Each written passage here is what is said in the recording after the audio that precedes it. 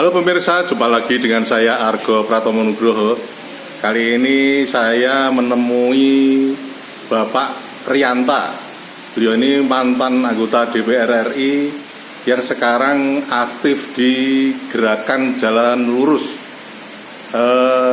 Saya sengaja hadir ke ruang handphone dan smart televisi Anda karena Pak Rianta ini punya banyak referensi, terutama juga kali ini yang ingin saya tanyakan pada beliau yang menyangkut Sultan Ground ini. Selamat berjumpa Pak Rianta. Baik, Mas. Ini Anda terus terang saya todong untuk berbicara soal Sultan Ground ini. Menurut Anda seperti apa, Pak? Baik, jadi kita harus sadari bersama bahwa di dalam konteks Negara Kesatuan Republik Indonesia, ya, itu kita harus menjunjung tinggi Undang-Undang Dasar 45. Ya. Saya akan berbicara bahwa Indonesia itu adalah negara hukum. Ya. Ini mutlak diatur di pasal 1 ayat 3 Undang-Undang Dasar 45. Ya. Nah, berbicara persoalan di Jogja yang berkaitan dengan tanah Sultan Ground, kemudian Pakualaman Ground maupun tanah partikelir. Ya. Kita mesti mengambil referensi dari Undang-Undang Nomor 5 Tahun 1960. Ya, Undang-Undang Pokok Agraria. Undang-Undang Pokok Agraria. Oke, ya. Di sana jelas. Setelah 20 tahun UUPA itu diundangkan. Ya. Ini diundangkan pada tanggal 24 September 1980. Ya. 60. Ya. 20 tahun kemudian kan di 24 September 1980. Ya. Praktis semua tanah-tanah bekas hak barat termasuk Sultan Ground, Pakualaman Ground dan lain-lain. Ya, itu jatuh menjadi tanah negara. Jadi tanah negara. Gitu ya? Tapi bukan tanah negara bebas. Ya. Artinya tanah itu secara hukum menjadi tanah negara. Kemudian dalam perjalanannya ke depan, ketika kalau di Jogja itu dipimpin oleh Hamengkubuwono ke-9, Ya. itu kan saya baca historisnya. Ya. Itu kan beberapa kali HB9 itu meminta kepada Presiden Soeharto agar Jogja DIY yang berkaitan dengan rezim pertanahan itu tunduk pada rezim Undang-Undang Nomor 5 Tahun 60. Undang-Undang Pokok Agraria ya. Undang-Undang Pokok Agraria. Makanya Presiden Soeharto karena desakan HB9 Ya. mengeluarkan keputusan politik berupa Kepres, keputusan Presiden Nomor 33 Tahun 1984. Ya. Nah, dari sana DPRD Jogja dan Gubernur DIY Ya. yang waktu itu karena kalau tidak salah Pak HB9 itu Bapres ya, Ya. yang melaksanakan itu kan Pakualam ke-8 Ya. mengeluarkan keputusan politik berupa peraturan daerah Istimewa Yogyakarta nomor 3 tahun 1984 yang intinya bahwa pemerintah provinsi daerah istimewa Yogyakarta tunduk kepada Undang-Undang nomor 5 tahun 1960. Ya. Nah, bagaimana tanah-tanah yang itu diklaim sebagai tanah kasultanan, tanah yang diklaim sebagai tanah Pakualaman? Ya silahkan saja. Jadi tanah-tanah yang memang secara historis maupun secara yuridis itu bisa dibuktikan kalau itu tanah milik Kasultanan Jogja maupun Pakualaman, ya silahkan. Itu tetap biar dimiliki oleh Kasultanan maupun oleh Pakualaman. Nah, bagaimana tanah-tanah yang di luar itu semua yang waktu itu dikuasai oleh masyarakat, Ya. khususnya yang oleh negara itu diberikan hak, yaitu hak guna bangunan. Nah, sekarang ini sudah habis masa lakunya. Ya. Kemudian para pemegang ini ingin mengajukan pembaharuan, di Ya. mana sampai saat ini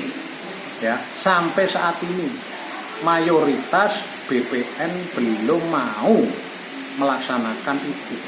Walaupun sebenarnya kalau mendasari rekomendasi Ombudsman Daerah Istimewa Yogyakarta itu sudah direkomendasikan oleh Ombudsman bahwa kepala kantor BPN Kota Jogja khususnya atau mungkin Sleman dan lain-lain yang di situ ada pemohon HGB yang berhenti itu harus segera dilaksanakan.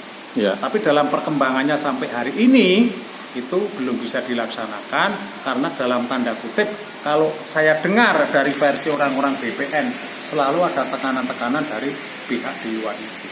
Beberapa minggu lalu saya ketemu mantan Kakanwil BPN Daerah Istimewa Yogyakarta namanya Tri Wibisono.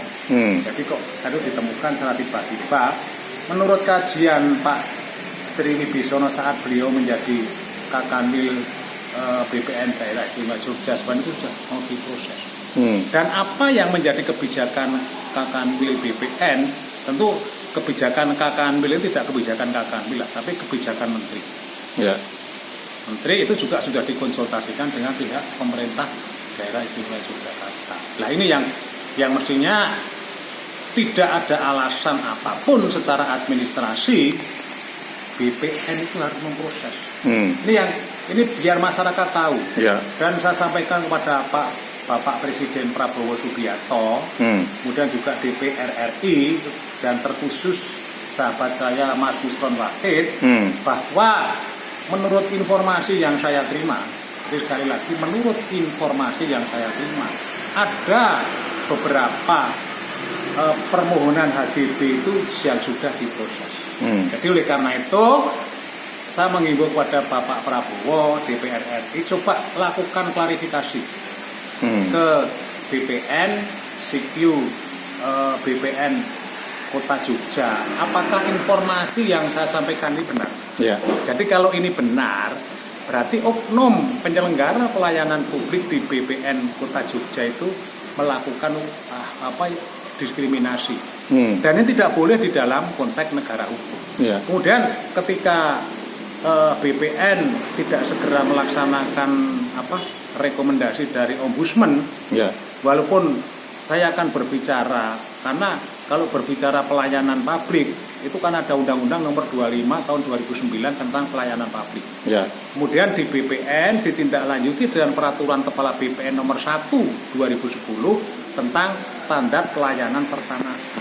Ya. Nah itu penyelenggara pelayanan publik di Badan Pertanahan Nasional Kota Jogja itu sudah melakukan apa yang namanya maladministrasi. Ya. Kalau kita berbicara Undang-Undang 30 2014 tentang administrasi pemerintahan, itu bisa jadi dianggap mengabaikan.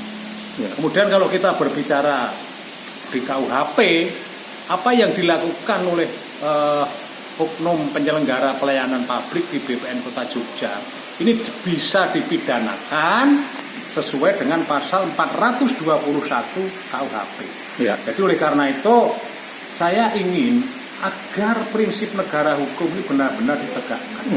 Jadi jangan ketika hukum itu menimpa Pak Rianto karena Pak Rianto dianggap kurang berpihak pada Mas Argo ya. Dipidanakan.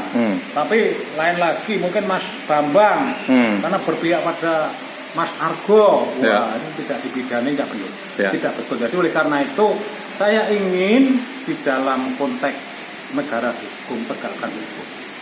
Sekarang siapa yang bisa mendorong hukum ini sebagai panglima? Ya Presiden. Ya. Plus 9 orang pimpinan-pimpinan partai politik yang ada di Senayan ini. Ya. Oke. Plus rakyat. Ya. Jadi ketika rakyat itu mendukung, ya pasti itu semua selesai. Makanya ini harapannya hanya kepada Bapak Presiden Prabowo. Oke, terima kasih Pak Rianta. Lain kali saya akan menemui lagi. Nah pemirsa, akhirnya Argo Pratomo Nugroho undur diri dari ruang handphone dan smart televisi Anda. Argo Pratomo Nugroho terberitakan, Anda yang membijaksanakan. Sampai jumpa.